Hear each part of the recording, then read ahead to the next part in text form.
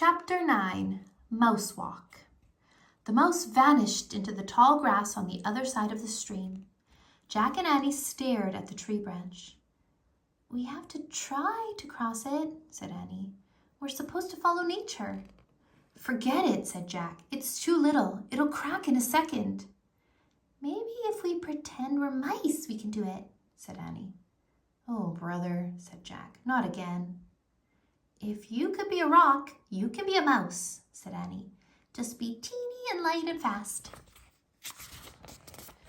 Jack took a breath, a deep breath. "We have to," said Annie. "Okay," Jack said. "Say squeak," said Annie. "You're nuts," said Jack. "Just do it," said Annie. "It'll help you feel more like a mouse." Jack groaned. "Okay," he said. "Squeak." "Squeak," said Annie. "Squeak, squeak, squeak," they said together. "Let's go, hurry," said Annie. Jack stepped onto the branch. "I'm teeny, I'm light, I'm fast," he thought. Then he darted across the branch. Jack moved so quickly he didn't think about anything except getting to the other side. He forgot the wild, freezing water. He forgot the smallness of the branch. Suddenly, Jack was on the other side. Suddenly, Annie was right beside him. They laughed and fell together into the grass. See, the branch didn't break," said Annie. "I guess it was big enough," said Jack. "I guess we just had to think the right way." "The peanut way," said Annie. "Yeah," said Jack, smiling. He felt great. He was still wet from his fall into the stream, but he didn't mind anymore. Jack pushed his glasses into place and stood up.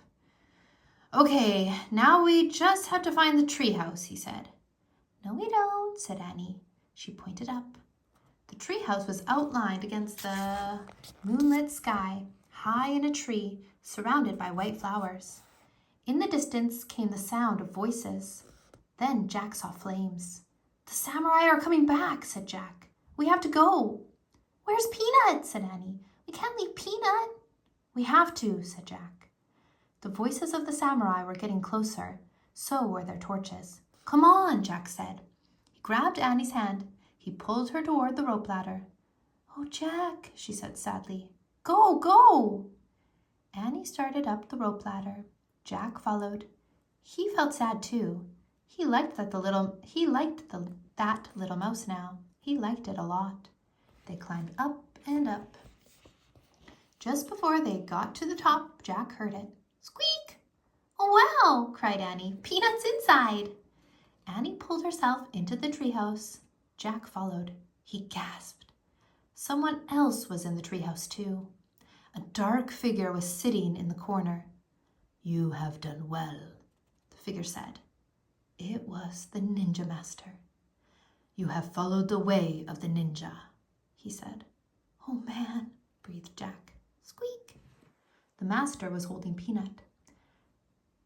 "Take good care of your little helper," he said, handing the mouse to Annie. Annie kissed the mouse's tiny head.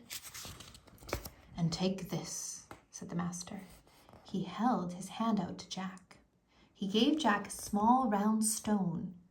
"This moonstone will help you find your missing friend," the master said. Jack stared at the stone. Was this one of the 4 things? "You must go home now," said the master. He picked up the Pennsylvania book and handed it to Annie. "Where did you find it?" asked Jack. "Here," said the master. "You did not see it before, because your heart knew you had a mission to complete first." "What about you?" said Annie. "Can you come with us?" "Yes," said Jack. "We need help finding Morgan." The master smiled. "No, my friends, I must stay here. There will be more help along the way, but you must find the way on your own." Annie opened the book. She found the picture of Frog Creek. She pointed to it. "I wish we could go there," she said.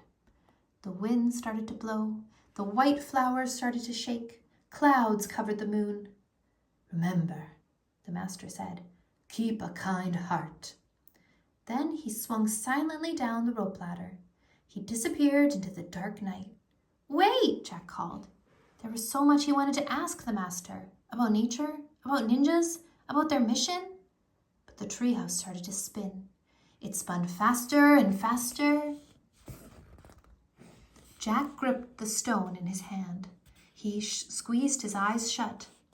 Then everything was still, absolutely still.